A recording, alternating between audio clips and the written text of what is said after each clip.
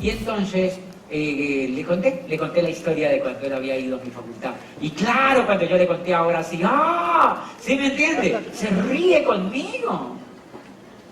Se empieza a reír conmigo, le cuento la historia y me dijo, ¿y tú qué haces? Le digo, estoy haciendo una gira por Europa, por algunos países, vengo de Berlín, estuve en Copenhague, vengo de San Petersburgo, estuve en Moscú y hemos estado en unas conferencias. Y más o menos le conté la historia y yo coloqué ahí en Instagram. En esa época yo quería ser presidente de Colombia. Yo le digo, ¿y qué hace el presidente ahora? Le digo, no, yo retirado con los nietos. Y eso no está malo. Yo no estoy juzgándolo ni diciendo que eso está malo, no. Lo que le estoy diciendo es que yo estoy incendiado y apasionado y apenas comenzando. No sé si me entienden. Él está de salida, yo estoy entrando y mi sueño es que cuando yo tenga 98 años y esté como una uva pasa, yo estoy aquí en ese auditorio haciéndolo soñar.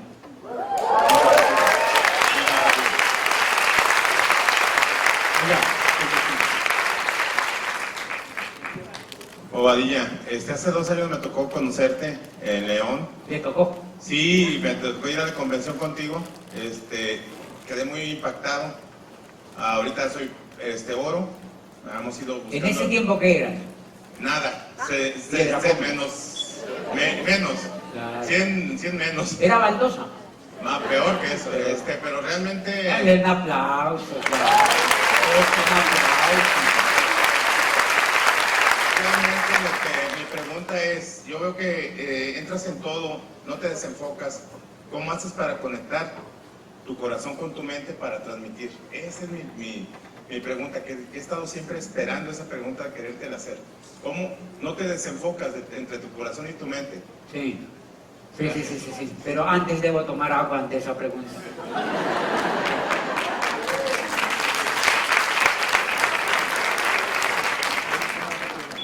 ¿Cómo he creído o he entendido que uno no se desenfoca en algo en la vida? El mayor problema que cualquier ser humano tiene, y hoy lo tengo de claro, y yo viví 30 años y pico en ese problema. Y yo no tengo la fórmula para salir de allí, se lo juro. Creo que son montones de cosas para salir de allí. Y es que la mayoría de nosotros vivimos desenfocados. Y yo le atribuyo a eso, pues a que nos enseñan a ser desenfocados. Porque al niño desde chiquitico le enseñan tanta cosa que a lo último él dice, papi, ¿qué hago? Porque él no sabe qué hacer de tanta cosa que le han enseñado. Como yo recorro esa vida de 30 y pico de años, por ejemplo, a los 7 años yo hubiera necesitado de un tutor, que eran los tutores que tenían en la Edad Media los nobles. Claro, como los nobles eran nobles, entonces cuando nace Enrique VIII, ¿qué cree que hace su padre? Se lo pasa al tutor. El tutor enfoca a Enrique VIII para ser ¿qué? Rey de Inglaterra. Punto y se acabó. Y lo enfoca al niño. Pregunta, ¿a nosotros quién nos enfoca? La profesora. A nosotros nadie nos enfoca. Entonces nosotros vivimos la vida, la mayor parte de la vida desenfocados. Yo tenía genialidad cuando estaba chiquito, pero nadie me enfoca porque no hay tutores. Por eso yo hoy amo el tema de los tutores. Y ese negocio a mí me logró enfocar. ¿A dónde va mi reflexión con eso? A que después de 30 y pico de años, yo empecé a descubrir que yo no era feliz. Y hoy me doy cuenta por qué no era feliz. Es porque uno no puede ser feliz sin haber encontrado su centro. Hay algo que hay dentro de nosotros que conecta con algo que es el centro. Y es algo como divino, no sé si me entienden. Por ejemplo, Miguel Ángel Buonarroti estaba conectado con su centro. Por eso duró esculpiendo el David todo el tiempo que fuera necesario y no dormía ni se cambiaban los zapatos. No se quitaban los zapatos porque decía que perdía tiempo. Y cuando estaba en su lecho de muerte, dijo, he perdido todo mi tiempo. Dijo que había perdido mucho tiempo porque le faltó hacer muchas cositas. Murió, hizo lo más grande que puede haber en el arte universal, pero estaba conectado con su centro, vivió conectado con su centro, vivió conectado con su centro. Cuando tú me preguntas cómo logras no desenfocarte, yo estoy conectado con mi centro, por eso amo el negocio, porque antes nada me había conectado con el centro. Y no es que no hubiera buscado, 30 y pico de años buscando, y nada conectaba con mi centro. La política no conectó, la psicología no conectó, el derecho no conectó, el puesto no conectó, nada conectó. Adivinen qué conectó, este modelo de negocio conectó, y conectó con mi centro. Cuando tú conectas con el centro, es imposible que te desenfoques. Por eso uno de los retos que tenemos los seres humanos es de patinar mucho dentro de nosotros hasta encontrar el centro, pero les juro que no es fácil por una razón, porque ahí está la felicidad. Y la felicidad no es fácil encontrarla. No sé si me entienden. Adivina que vinimos. A ser felices, lo demás vale una chingada. No sé si me entienden. O sea, vinimos a ser felices. Quiere decir que cuando tú encuentras la felicidad, encuentras el oro en polvo. Y por eso vale la pena buscarlo, vale la pena buscarlo. Y el proceso que vive el líder es un proceso de encontrar su centro. Los que llegan a diamante han empezado a encontrar su centro. Es eso.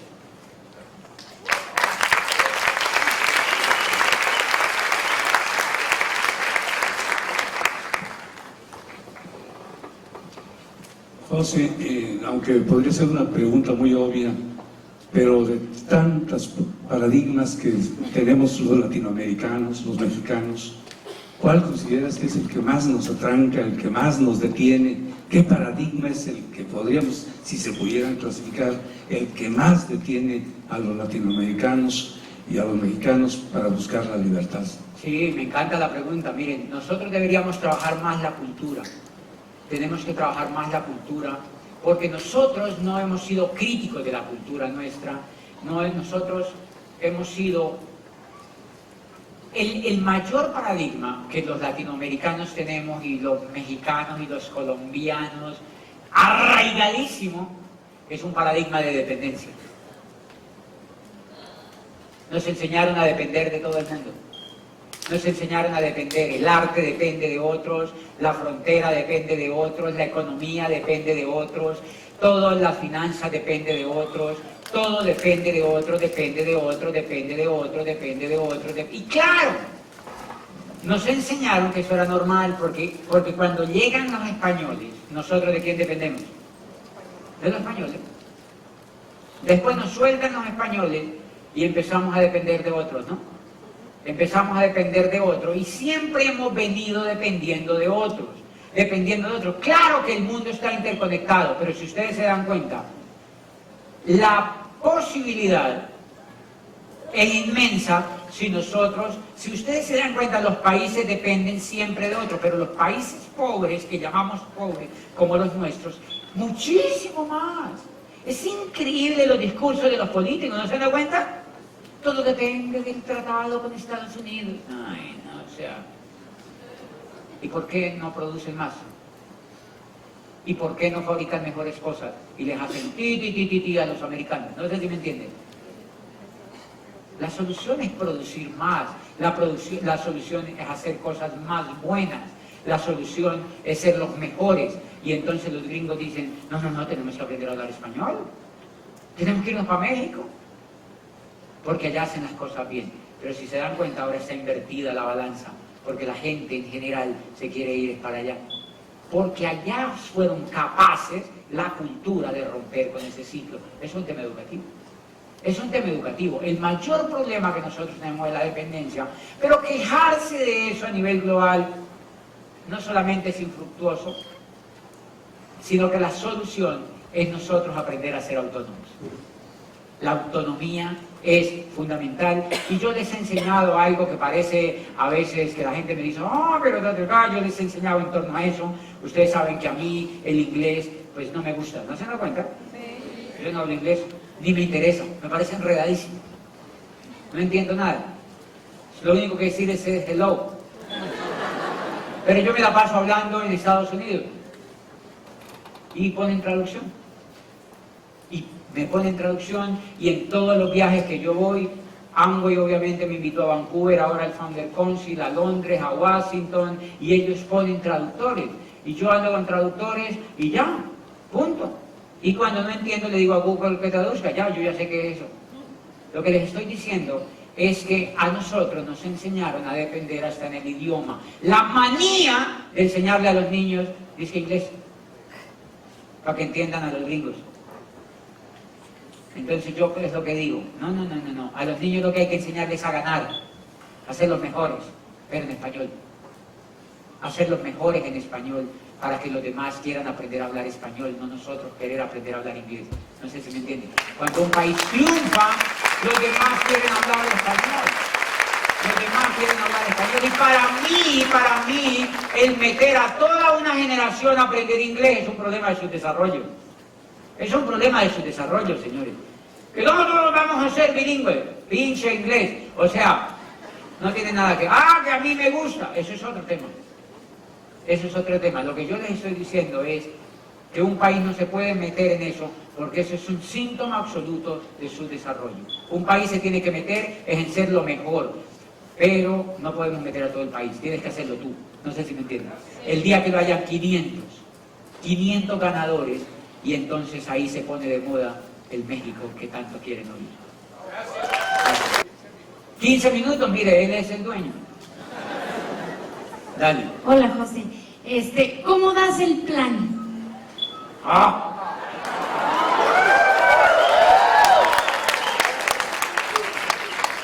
Casi fue concreta, ¿no? Sí, tina la cabeza. Ese también es un aprendizaje. Eso es súper lindo, ¿eh? Cuando yo entré al negocio, el plan lo daba en 3 horas. Ese es el síntoma del nuevo. Porque como uno no cree, entonces a uno le parece increíble que sea tan sencillo. Entonces uno lo hace re complicado para que el otro diga, uy, es importantísimo el negocio, ¿no?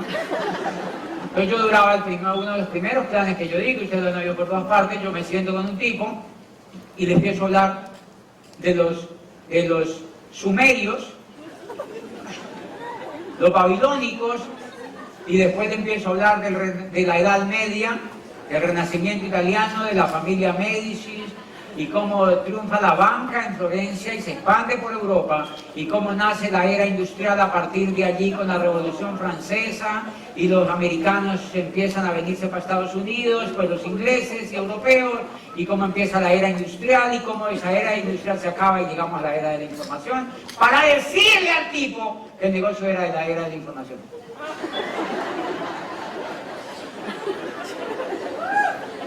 Cuando me doy cuenta ya han pasado 3 horas.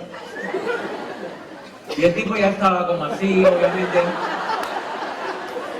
Entonces, al final, pues el tipo dice, eso me gusta, está interesante, pero yo no puedo hacer eso. Pues ese tipo es erudito. Porque la idea que yo le estoy dando es que esto es muy jodido de entender. Obviamente el tipo fue el primer muerto que yo tuve. Y no ha entrado todavía. En 12 años no volvió a entrar. Él no va a entrar nunca. Él no va a entrar nunca. Pero fíjate que el plan es un proceso de aprendizaje. Nadie te puede a ti a decir, da este plan. Ese es otro fenómeno del network. Porque el plan no es un tema del hacer, sino un tema del ser. Es jodido. No es una fórmula del hacer, es un tema del ser. ¿Qué es eso? En la medida en que tú eres, que tú crees en ti, en el negocio, y tú estás apasionado, ya el plan no importa. Y eso me he dado cuenta. Entre más crezco, el plan menos importa. Pero entender eso me costó harto tiempo. Empecé con ese plan de 2-3 horas y miren, increíble. Segunda convención que voy, promueven una carpeta así de grande donde dice, mira la carpeta para dar el plan, pa, una carpeta así, con casi cuero, de colores, súper linda, y había que comprarla. Entonces yo, deme 4 de esas. Compré las pinches carpetas y me voy para la casa con las carpetas. Y empiezo a ver el plan a las 9 de la mañana, voy donde un médico, le saco cita antes de ir a la convención, lunes siguiente tengo cita a las 9 de la mañana y voy al consultorio del tipo y me voy con la carpeta. Era una como de colores, bonita. Cuando yo voy llegando a la oficina, iba saliendo una señora con una carpeta. Con la misma carpeta mía. Yo la vi. Pinche señora. Y salía del consultorio del médico. Entonces la recepcionista que me estaba viendo allí se quedó, dejó que la señora se fuera y me preguntó y me dijo, señor, ¿usted vino a lo mismo que vino la señora?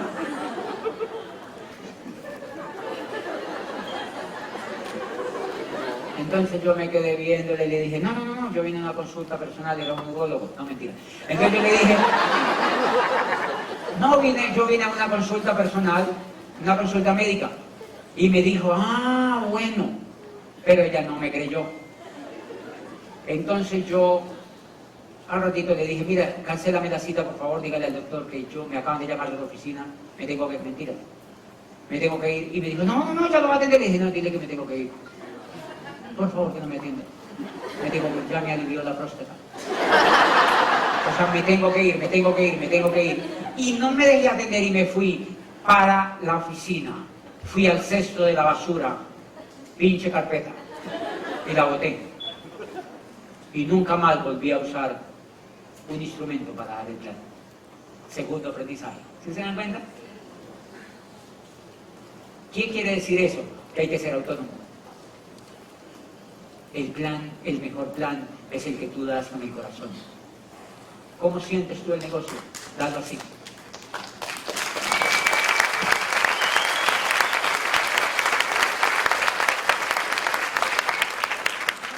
Sí, otro. Subemos nosotros.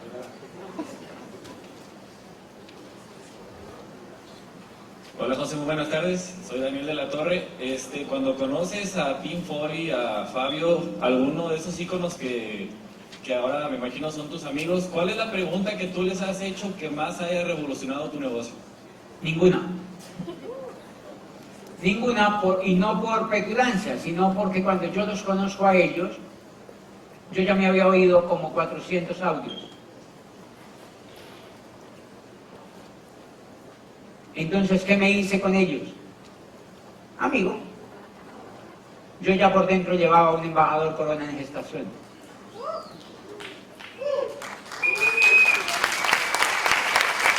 Soy mucho amigo de ellos, y soy muy amigo de ellos, pero y no es porque no me digan nada, lo que te digo es que nunca fui con preguntas solemnes para ver si yo entendía más. Por eso es lo lindo, que así tú no tengas diamante, eso no tiene nada que ver, porque la información está ahí tirada para ti. Mi diamante vivía 9 horas en avión desde donde yo vivía, pero yo ya me había oído 500 audios. Había oído a Jim Dornan, había oído embajadores Corona que tenían 100 y pico de diamantes, que tenían mucho más diamantes que la línea de auspicio que yo tenía. No sé si me entienden. Entonces yo creía muchísimo. Y cuando los vi a ellos, amigos, hoy hablamos de otras cosas. Por ejemplo, yo me quiero comprar un jet privado, entonces yo le pregunto y él me dice, yo ya tuve esa experiencia. Eso sí lo escucho. ¿Qué te pasó con el jet privado? Y me cuenta, voy a tenerlo en cuenta. Porque yo nunca he tenido experiencia, no sé si me entienden. Entonces ya la línea de auspicio sirve para eso. Para ser amigo y para oír cosas de otro nivel, pero no como hago la pata. No, eso no lo haces. Zúmbalo, por favor. Esa es bien agresiva, esa pregunta que tiene. Bueno, ok, José, mira, yo he escuchado la parte de las historias y cuentas que murió tu mamá y que en ocasiones te alejaste de la familia. ¿Y cómo fue que trabajaste la parte del amor en esa etapa? Bueno, digamos que yo nunca me alejé de la familia, o sea, yo siempre estuve, lo que pasa es que ellos quedaron viviendo muy lejos de donde yo estaba, pero yo nunca me desvinculé de ellos, yo siempre estuve vinculado a ellos y yo crecí con una familia, esa era la familia, y hoy en día, yo digamos que no vivía cerquita de ellos, lo que te estoy diciendo es que para mí no fue un obstáculo esa ruptura, pues para perseguir lo que yo quería.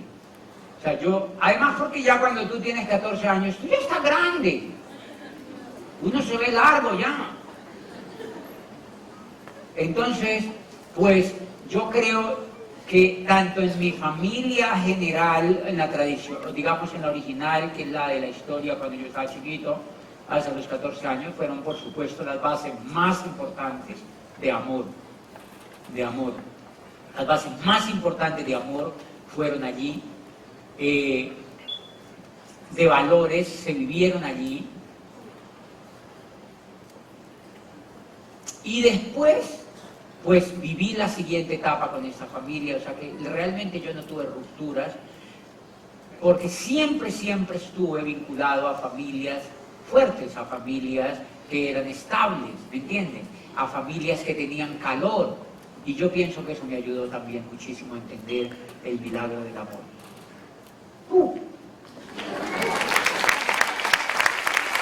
Bien, la última número. Allí hay un señor, chiquitito, para que no te paralices tanto, mira, allí hay un señor, en la parte de allá. Esa pregunta me gusta, esa que tiene él en el corazón.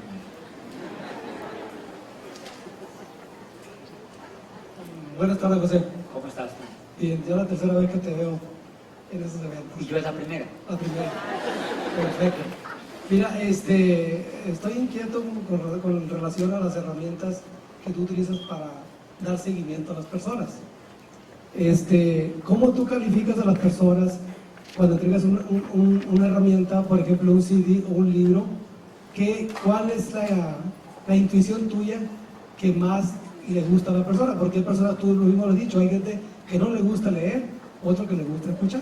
Claro. Entonces, ¿cuál es el criterio que tú sigues para decidir qué herramienta le vas a entregar? Sí, yo lo que uso es que la primera etapa como es una etapa de enamoramiento, de amistad y no de información, es que eso es lo que no hace la mayoría de la gente, porque somos muy acelerados en querer que el otro suba el volumen y monte el pedido. Hello. O sea, no podemos hacer a toda carrera algo que va a durar para toda la vida. Yo gasto mucho tiempo, y cuando digo mucho tiempo es el que sea necesario, para enamorar a alguien con amistad. Eso a ti te da un conocimiento de la persona para saber tú qué le vas a dar a escuchar.